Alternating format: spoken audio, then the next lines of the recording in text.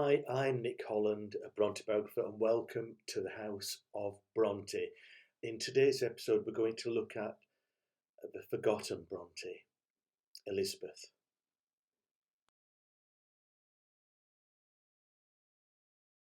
Elizabeth Bronte is in many ways the forgotten Bronte sister. I don't think that's fair. You probably know the three writing Bronte sisters: Charlotte Bronte, Emily Bronte, Anne Bronte. You may well know their brother, Branwell Bronte. Uh, some people say it was the black sheep of the Bronte family. I don't think that's totally accurate. We'll be looking at Branwell in some future episodes here on the House of Bronte. But there were six Bronte siblings. Now, I like quizzes. I've done a few TV quizzes, done lots of pub quizzes. And I was once asked in a pub quiz, by coincidence, who is the least famous Bronte? Who is the least famous Bronte sister? Um, Now, I wanted to win the pub quiz. I like winning.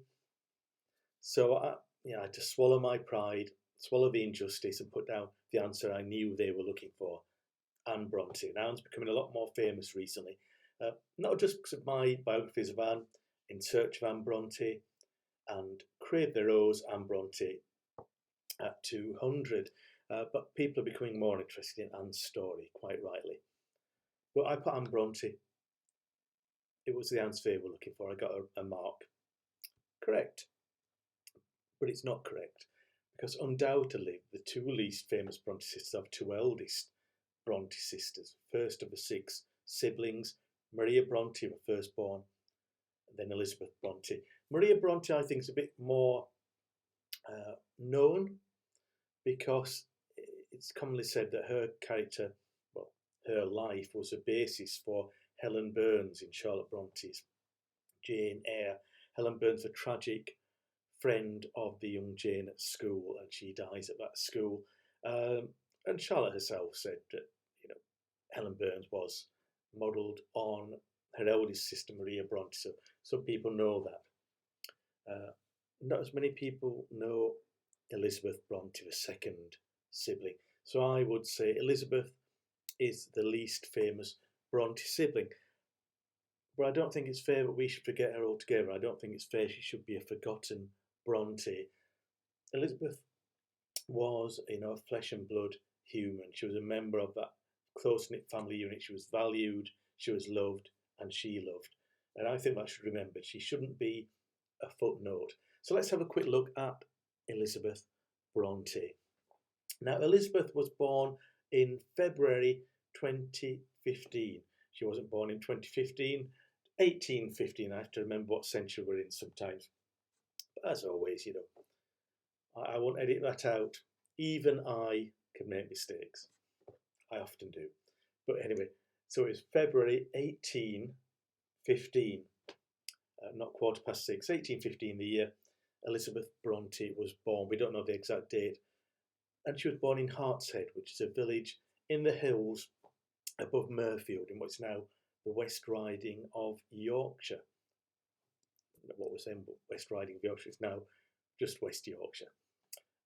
She was baptised 6 months later. We don't know why there was a delay, but August 1815, we get Elizabeth Bronte's baptism. She's not in Hartshead any longer. She's in the village of Thornton near Bradford. This shows the change that had occurred in 1815 with the Bronte family.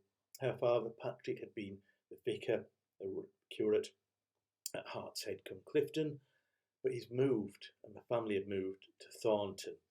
Now that's because the family was growing. By this time, mid-1815, Patrick's got his wife, Maria, his two children, Maria and now Elizabeth, baby Elizabeth. Elizabeth Branwell had come up to visit from Cornwall. Cornwall, she became known as Aunt Branwell, and baby Elizabeth was named after, surely, Elizabeth Branwell, who was the elder sister of Maria Branwell, mother. I also had two servants, the Degas sisters. So you see, the household's growing, and they needed somewhere bigger and more stable to live in. Thornton came with its own parsonage building, which is what's now called the Bronte birthplace. So That became Patrick's base, and that is where Elizabeth Bronte was baptised in August 1815. And while they were at Thornton, this is why it's called the Bronte birthplace, succeeding years, well, in the years 1816 to 1820, we had rapidly in succession Charlotte Bronte, Bramwell Bronte, Emily Jane Bronte, Anne Bronte, all born there in Thornton before they moved on to Haworth, which is very famous for its Bronte connections, of course. So what do we know about Elizabeth? We know lots, of course, about the three writing sisters. We know lots about Bramwell Bronte, not as much about Maria Bronte, not as much about Elizabeth Bronte, but what do we know about her? Well, it seems there was a bit of a contrast between the two eldest sisters. Patrick was fulsome in his praise for Maria Bronte, his daughter. Said, she was full of talent. At an early age, she could read the newspapers and debate the news with him. Elizabeth Bronte, we don't get that impression, but Patrick Bronte just give her a tribute. He said she had sound common sense. But they were prized values, prized assets at this time. And when, and we'll get to their school days, when they were sent to school, Maria Bronte was given extra lessons. Patrick paid more for her to have extra schooling because she was destined, if she'd have lived, to be a teacher or a governess, like the three writing Bronte sisters became. Elizabeth Bronte wasn't cut out for that. She didn't get the extra lessons. She was entered into school in training for domestic work, to run a house. And she was set out for this from an early age, as we can see. Now, Patrick Bronte wanted to get to know his children, his 6 children by that time, what they were thinking. And he knew they were all very shy, very reserved. And so he came up with a plan. He got a mask. We don't know what type of mask. He lined the 6 children up, and in turn, they passed the mask down the line. And when they had the mask on, Patrick Bronte would ask them a question he'd specially chosen for them. And behind the mask, they had more courage to really take on a character, take on their own character, and tell Patrick what they were really thinking. So it's quite an interesting device, theatrical device, really, that he used. And I think it worked. The questions and the answers are all really interesting. We'll look at Elizabeth's here, though. So each question was different. Let's have a look here. What Patrick said to her. Right, here we are. Here's Patrick's question. I'm just reading it from my blog, by the way, my AnneBronte.org blog. Now, he asked Elizabeth, what is the best mode of education for a woman? Elizabeth replied, that which would make her rule the house well. That which would make her rule the house well. So that was Elizabeth Bronte at a very early age, about 8 or 9 probably at this point, before she was sent away to school. And that's what she's being trained for. That's what she likes to do. She likes to be a little mother, really, and that's what one of the servants, Nancy Degars, said she was like. Nancy Degars liked all the children. She liked Elizabeth. She spoke fondly of her, and she said she was very, very thoughtful in her treatment of her younger sisters. That's what Nancy Degars said about Elizabeth Bronte. And it would often be Elizabeth Bronte would lead her younger sisters and a younger brother on the moors on their early ramblings across the moors, which stretch away from Haworth Parsonage. So they went to school. Now, Elizabeth thought education was best suited to how to run a house, but they were sent to school. At first to quite a good school called Crofton Hall near Wakefield. It was one of the country's top schools, really, one of Yorkshire's top schools, certainly, for girls. But it was expensive. Patrick couldn't afford it. One of the godmothers, we think, Elizabeth Firth, who also went to Crofton when she was young, probably subsidised that term for Elizabeth and Maria Bronte. But She couldn't be expected to do that every term, and Patrick simply couldn't afford it on his own. Unlike a lot of Church of England priests who came from wealthy families, Patrick had no family wealth to back him up. He existed on the wage the Church of England paid him. He couldn't afford to pay extravagant school fees, but he still wanted his daughters to go to school. He believed in the power of education. It was the power of education which had taken him from County Down, from a small farm, from a weaver's cottage, to Cambridge University, and onto a life as a Church of England priest. He believed education could transform lives for girls as well as boys. So he looked around for another school, and he found one that opened at the start of 1824, opened by a man called Reverend Carus Wilson. Now it's often known by its name of the Clergy Daughters School, but it's often known by the name Charlotte Bronte gave it. She portrayed it in Jane Eyre as Lowood. And if you read Jane Eyre, you will know just what this Lowood, or this Clergy Daughters School, was really like.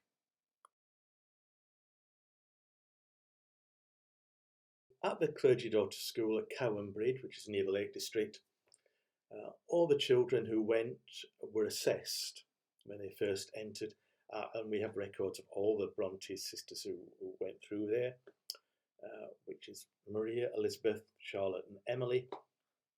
We have their records of their initial assessment. For Elizabeth, it was summed up, her accomplishments as reads little, writes pretty well, ciphers none, works very badly, knows nothing of grammar, history, geography or accomplishments.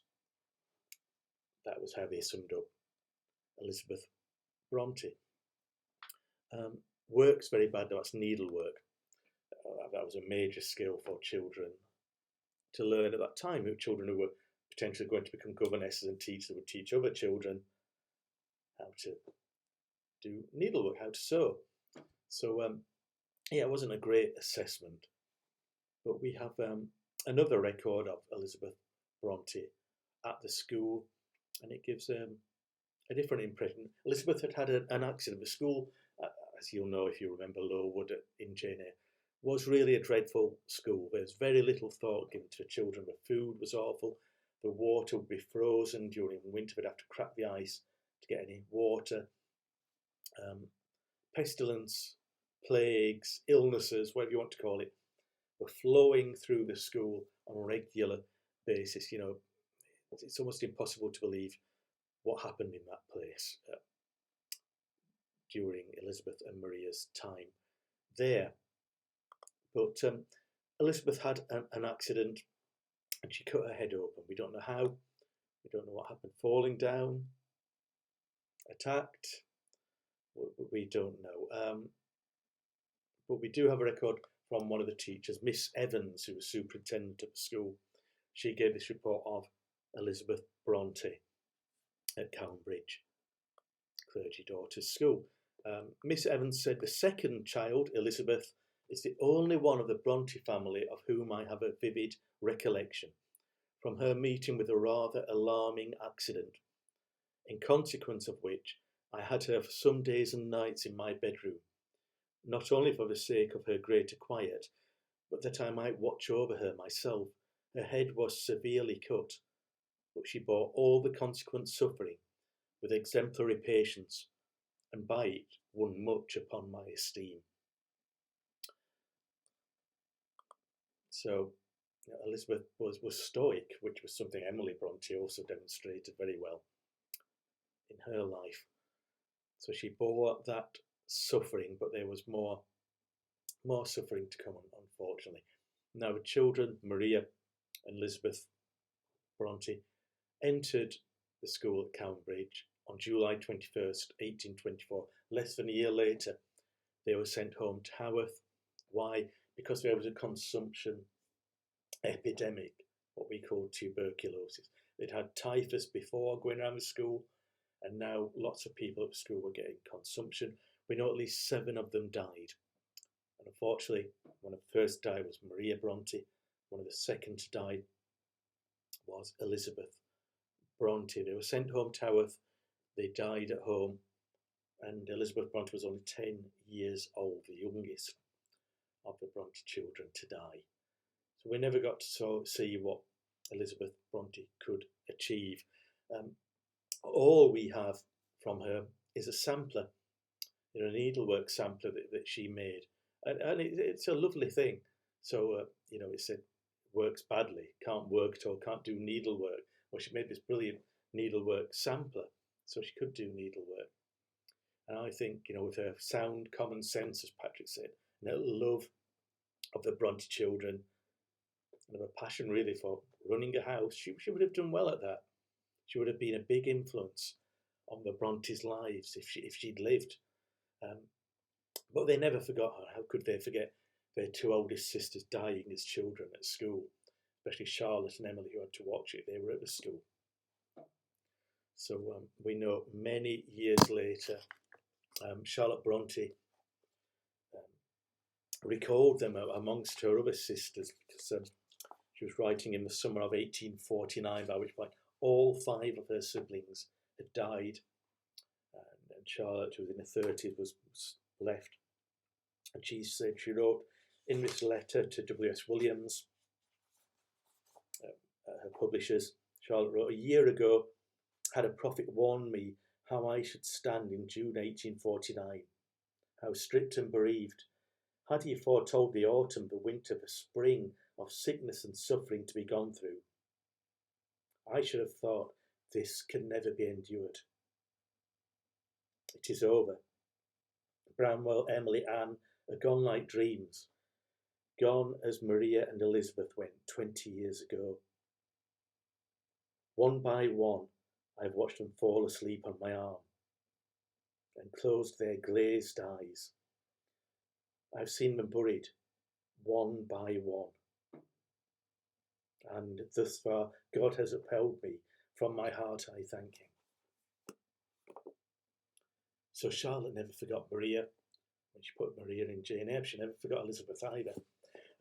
Elizabeth Gaskell, the biographer of Charlotte Bronte, said she often talked to Maria and Elizabeth and made them out to be like saints of virtue, brilliantly talented.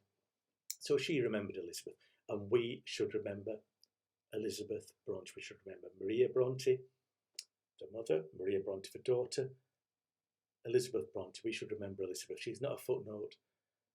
She was an important part of her family, and if she'd lived, she would have been important all through their lives. She would have been a real loving influence. And for that, it's too short a life, but it was a good life. So join me for another episode of the House of Bronte. In another episode, we're going to look at Carus Wilson, who was the head of the school at Cowan Bridge. And spoiler alert, this just wasn't a one-off incident. He ran schools for another 40 years, and pupils were dying at his schools for another 40 years, epidemic after epidemic, cruelty after cruelty. Charlotte Bronte certainly wasn't a fan of Carus Wilson. We'll look at him in another House of Bronte episode. So if you like this episode, if you like hearing about Elizabeth Bronte and the Bronte family, there's lots more to come on that wonderful Bronte family here on the House of Bronte. Like it, subscribe, tell your friends, share it, and come back and visit me here for another House of Bronte episode. Thank you.